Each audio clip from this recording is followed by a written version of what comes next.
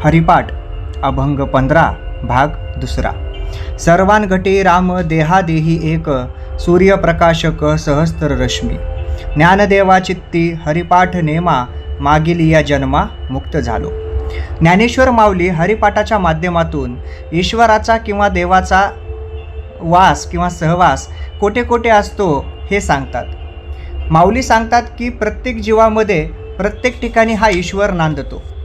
म्हणजेच काय तर हा देव सर्व जीवांमध्ये आहे.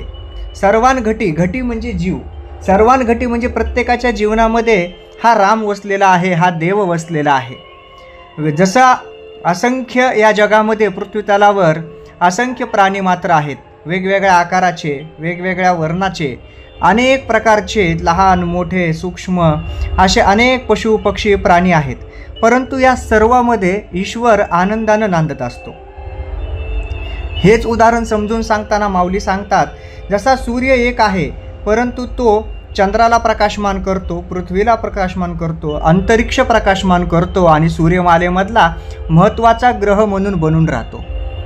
माऊलींचं विज्ञान देखील एवढंच मोठं होतं, कारण अध्यात्म आणि विज्ञान याची जोपर्यंत सांगड घालता येत नाही तोपर्यंत आजचा काळ आणि पूर्वीचा काळ हा जोडता येऊ शकत नाही आणि मानवाचं उज्ज्वल भविष्य यातूनच सिद्ध होऊ शकतं. माऊलींची दूरदृष्टी एवढी होती, त्यामुळे तत्वतः तत्वरूपानं हा ईश्वर प्रत्येकच देहामध्ये राहत असतो.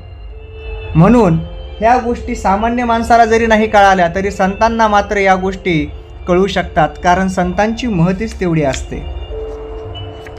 ज्ञानेश्वर महाराज हेच सांगत असतात की अशा प्रकारे ईश्वर हा प्रत्येक जीवामध्ये वसतो. शेवटी ज्ञानेश्वर महाराज सांगतात की आपण काय साधना केली की जेणेकरून त्यांना हरी प्रसन्न झाला.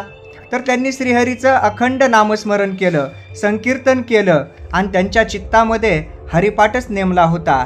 हरीचं नेहमीच नामस्मरण करून हरीला कधी त्यांनी स्वतःपासून दूर नाही केली. हरिपाठ केला, हरीकडं पाठ नाही केली. त्यामुळंच माऊली म्हणतात की ह्या जन्मामधून आणि ह्या जन्ममृत्यूच्या फेऱ्यामधून मी मुक्त झालो आहे. कारण हा देह मुक्त होण्यासाठी मुक्ती मिळणं आवश्यक आहे आणि ईश्वराच्या नामस्मरणामधूनच ही मुक्ती मिळू शकते. एवढे अगाध असं मार्गदर्शनपर हरिपाठ माऊलींनी दिला. जय जय रामकृष्ण हरी.